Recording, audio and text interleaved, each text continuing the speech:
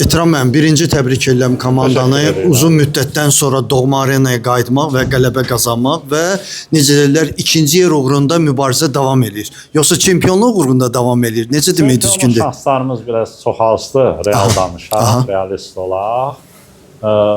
Hal-hazırda turnir cədvəlində mövqeyimizi qorumaq bizim adına böyük nailiyyət olar, elə hesab edirik.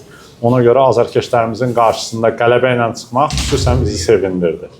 Özdəki azarkeşlər elə bir ki, doğma arenaya qayıtmağa sevindilər və hiss olunur ki, azarkeşlər Avropa Kubokunun oyunları üçün darıxıblar. 32 il sonra yenidən, çünki azarkeşimiz çox gözləyib. Həddindən artıq həsrət gözəl bir şeydir. Həsrət hər zaman hər bir şeyin dəyərini artırır. Amma 32 ildə etiraf edək ki, biraz çoxdur. Azarkeşimiz çox gözləyib.